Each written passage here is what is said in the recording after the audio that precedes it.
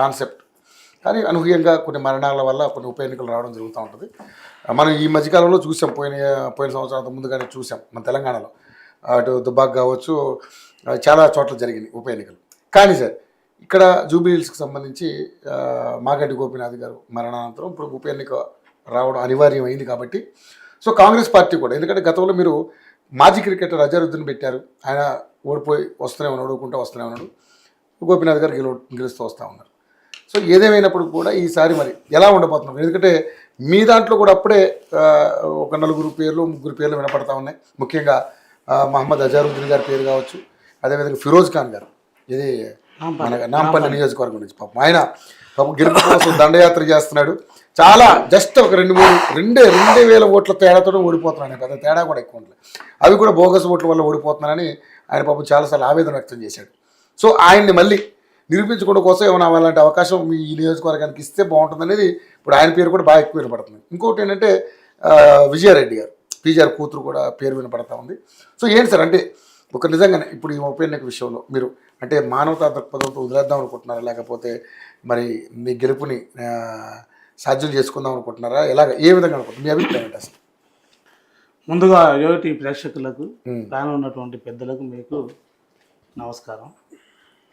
ఏదైనా బాధాకరమే ఉప ఎన్నికల్లో ఒక అభ్యర్థి చనిపోవడం, ముఖ్యంగా మాగంటి గోపీనాథ్ గారు మరి అకాల మరణం అన్ని పార్టీలకు అన్ని వర్గాలకు నష్టం పరిచే అంశం కాబట్టి కాంగ్రెస్ పార్టీ పక్షాన మరి జుబ్లీస్ ప్రజల పక్షాన మరి ఉద్యమకారుల పక్షాన వాళ్ళ కుటుంబానికి సంతాపం తెలియజేస్తున్నాం.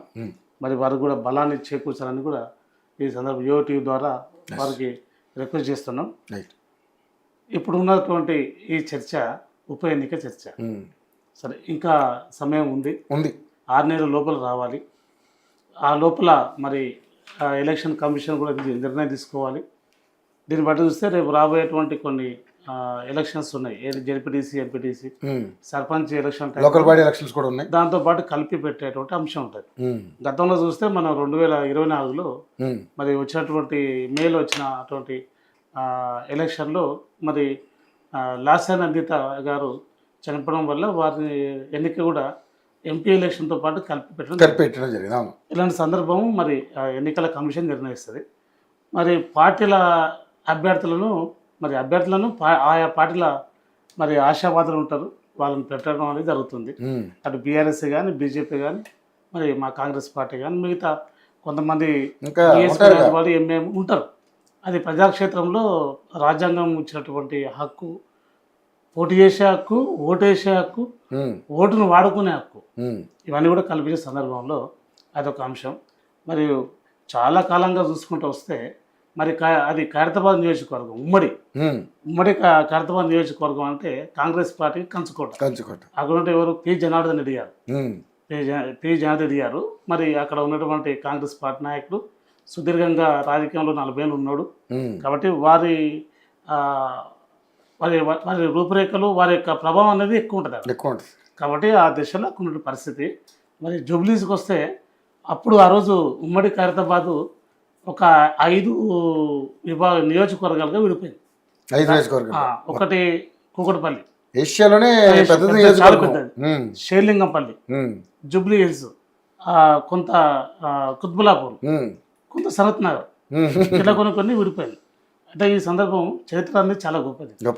ఇప్పుడు జూబ్లీ హిల్స్ అంటేనే Congress party, PJR, Congress PJR, Peddammathalli temple, ఆ మూలాలు చాలా స్టాండ్గా ఉన్నాయి. ఆ మూలాలను ఎవరు చెరపలేని పరిస్థితి. మీరు అన్నట్టు జూబ్లీస్ పెద్దమ్మ గుర్తొస్తే పీజేఆర్ గుర్తొస్తాడు, బోరబండ గుర్తొస్తే పీజేఆర్ గుర్తొస్తాడు, ఖైరతాబాద్ గుర్తొస్తే పీజేఆర్ గుర్తొస్తాడు. అలాగే మనం యూసఫ్ కూడా అంటే పీజేఆర్ గుర్తొస్తాడు. ఆ తర్వాత రహమత్ నగర్ అంటే పీజేఆర్ గుర్తొస్తాడు, కార్మిక నగర్ అంటే పీజేఆర్ గుర్తొస్తాడు, బ్రహ్మశంకర్ అంటే పీజేఆర్ గుర్తొస్తాడు. చివరికి పెద్దమ్మ నగర్ కింద ఉంటుంది మొత్తం మాస్. ఎక్కువ మా పాలమూరు బిడ్డలు ఎక్కువ ఉంటారు. గుడ్డల బస్తీ, రాజీవ్ గాంధీ నగరు, కింద పోతే పెద్దమ్మ నగరు, ఎన్ఆర్పురం, మరి బోరబండ, మోతి నగర్, ఇవన్నీ ఉంటాయి. ఇవన్నీ కూడా మొత్తం మాస్ డివిజన్. ఇవన్నీ కూడా క్లాస్కి వచ్చేసరికి వెంగళరావు నగర్ ఒకటి అవుతుంది. వెంగళరావు నగర్ నుంచి ఇట్లా చూసుకుంటూ వస్తాం, మధురా నగర్, మీర్పేట, జూబ్లీస్, పిరీం నగర్, మరి బంజారాల్స్ కూడా తరతరాల నుంచి మరి డివిజన్గా బాలు నాయక్ అని ఉంటుండే. వాళ్ళ నేపథ్యం బాగా పనిచేసింది. అయితే ఇది ఎందుకు మాట్లాడుతుంటే, నేను బ్యాచిలర్ ఉన్నప్పుడు గుడ్డల బస్తీ అని ఉంటుంది పక్కన, రాజీవ్ గాంధీ గారు అది ఏర్పాటు చేసి ఆ బస్తీకి నేను అప్పట్లోనే జన యువశక్తి అని ఆర్గనైజేషన్ పెట్టి పిల్లలకు చదువు చెప్తుంటాం మేము. వాయుజన విద్య అని నేను అప్పుడు డిగ్రీ చేసేటప్పుడు ఆనే ఉంటాయి. కాబట్టి అక్కడ చాలా పట్టు ఉంది, చాలా వరకు కూడా మొత్తం కాంగ్రెస్ పార్టీకి ఉన్నటువంటి కంచు కూడా. దాని తర్వాత 2009లో డీలిమినేషన్ జరిగింది. 9 అప్పుడు మరి ఇదే పీజీఆర్ తనయుడు పీవీఆర్ పి విష్ణువర్ధన్ రెడ్డి గారు కాంగ్రెస్ పార్టీ నుంచే ఎమ్మెల్యే అయ్యారు. యువ ఎమ్మెల్యే, చిన్న వయసులో యువ ఎమ్మెల్యే అయ్యాడు. వాళ్ళ నాన్నగారు 2007 చనిపోయిన తర్వాత బై ఎలక్షన్లో ఖైరతాబాద్ ఎమ్మెల్యే అయ్యాడు. తర్వాత మళ్ళీ అసెంబ్లీ సార్వత్రిక ఎలక్షన్లు వచ్చినప్పుడు మరి ఆయన్నే కాంగ్రెస్ పార్టీ అభ్యర్థిగా మా అత్యధిక మెజార్టీతో గెలిపింది. అంటే అటు తండ్రి కానీ కొడుకు కానీ మొత్తానికి మరి ఆ జూబ్లీస్ అండ్ ఖైరతాబాద్ కంచుకొట్ట ఉన్న పరిస్థితి. అదొక అంశం. మళ్ళీ దివంగత నేత మరి అందరూ వాడినటువంటి మాగంటి గోపినాథ్ గారు, వారి విషయానికి వస్తే ఆయన మొట్టమొదటిగా ఎన్టీఆర్ రామారావు శిష్యుడు. అవును. చంద్రబాబుకు విధేయుడు. చంద్రబాబునే మన కేటీఆర్ మన ఎన్టీఆర్ గారికి శిష్యుడు, చంద్రబాబు గారికి విధేయుడు. అట్లా ఆయన అప్పుడే 96, 97 ఆ ప్రాంతంలోనే మరి నగర అధ్యక్షుడిగా పనిచేసిండు, జనరల్ సెక్రటరీగా పనిచేసిండు. మరి ఆ రోజులు ఎంతమంది మమేకం చేసిండు, ఎంతమంది కలిసిండు, ఎవరిని కూడా చూలన కూడా చైర్మన్కి ఏమైనా చేశాడు కదా, కూడా చైర్మన్ చేశాడు. తీగల కృష్ణారెడ్డి గారు చేసిండు. అంటే ఆయన బరిలో పోటీ పడ్డాడు ఒక నగర అధ్యక్షుడిగా, పార్టీ నగర అధ్యక్షుడిగా ఆశించాడు. అవును. కానీ అప్పుడు ఈ విజయరామారావు గారు మంత్రి ఉండే, రోడ్డు భవనాల శాఖ మంత్రి, మాజీ సిబిఐ డైరెక్టర్. వాళ్ళు అంతా ఉండి మరి విజయరామారావు గారు జూబ్లీసే, మరి ఈయన కూడా జూబ్లీసే కాబట్టి ఆ కోణంలో కొంచెం ఆయన వెళ్ళిపోయింది. ఇది ఆయన చరిత్ర. వాస్తవికంగా తయారు చేసింది ఎన్టీ రామారావు గారు, చంద్రబాబు నాయుడు గారు. తర్వాత ఆయన 2014లో రాష్ట్ర వ్యాప్తంగా టీఆర్ఎస్కు మరి ఎక్కువగా ఎమ్మెల్యేలను ఇస్తే, లేదండి 1987, 88లో Hyderabad urban development authority HUDA డైరెక్టర్గా కూడా పనిచేశాడు. చైర్మన్ గారు డైరెక్టర్గా పనిచేశాడు. ఆయనకు సుదీర్ఘమైన అనుభవం ఉంది, అనుభవశాలి. వాస్తవంగా ఆయన హైటు వైటు నిజంగా చాలా అద్భుతంగా ఉంటాడు. డాక్టర్ ఎన్టీ రామారావు ఇలా ఆయన ఏదో బుల్లెట్ గ్యాంగ్ అనే పేరు కూడా ఉండేది. బుల్లెట్ల మీద బాగా అడావిడి చేసేవాడు కదా. అట్లా రకరకాల నియోజకవర్గంలో మనం వెళ్తే వాళ్ళు మాట్లాడటం జరిగింది చాలా. అంటే నేను కూడా బ్యాచిలర్ ఉన్నప్పుడు అక్కడ ఉన్నా కదా, నాకు అవగాహన ఉంది. కాబట్టి ఆ దిశగా వారు చనిపోవడం బాధాకరమే. కాకపోతే రాజకీయంగా చూస్తే ఇందాక మీరు అన్నారు, గతంలో అందరూ కూడా చనిపోయినటువంటి వ్యక్తులు ఉంటే వాళ్ళ కుటుంబాలకు ఇవ్వాలని ఒకటి నిబంధన ఉండే. కానీ ఆ నిబంధనను మొదటిసారిగా గౌరవ మరి మాజీ ముఖ్యమంత్రి వాళ్ళు కేసీఆర్ గారు ఆడ ఏం జరిగింది, పాలేరులో జరిగింది. రామరెడ్డి గారు చనిపోయారు, సీనియర్ నాయకుడు. అప్పుడు చర్చ జరిగింది, బాగా చర్చ జరిగింది, అఖిలపక్షం చర్చ జరిగింది.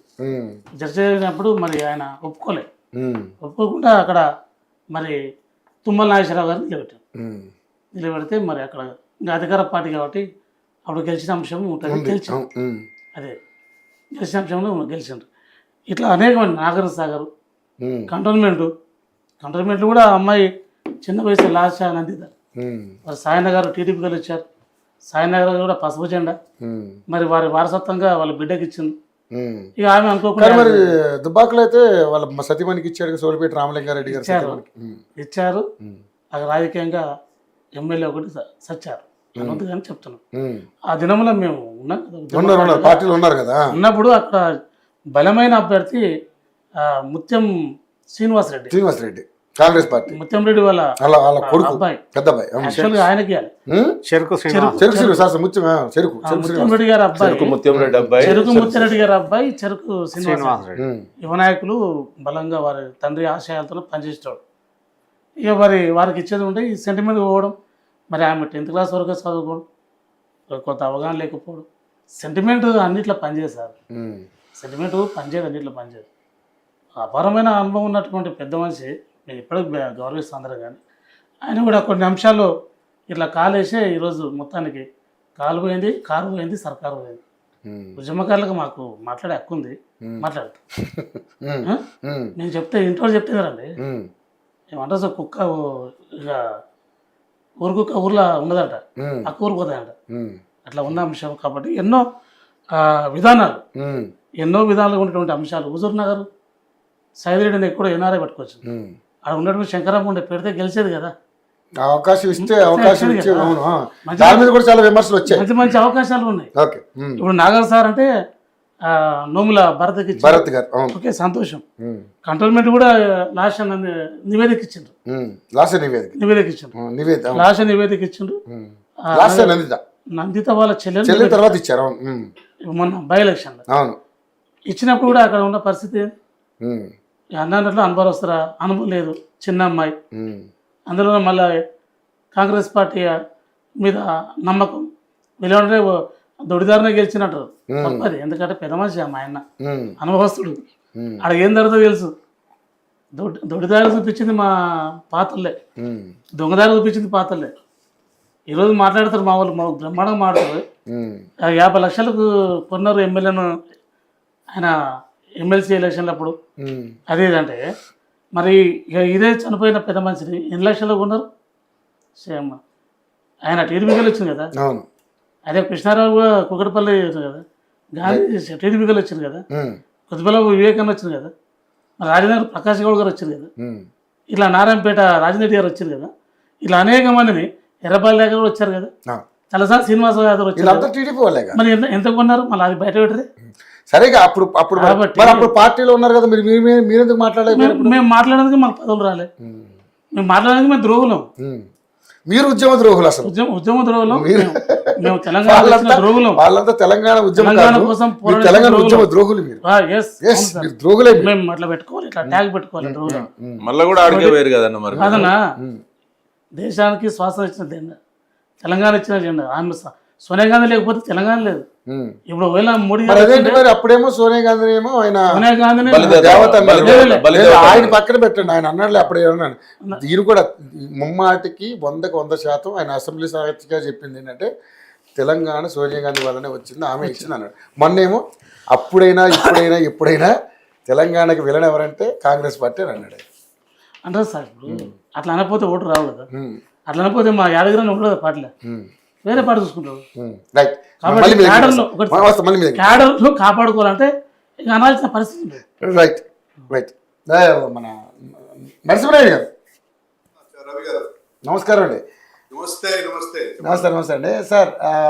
అదే ఇప్పుడు అంటే మనం టూ ఎర్లీ బట్ అంటే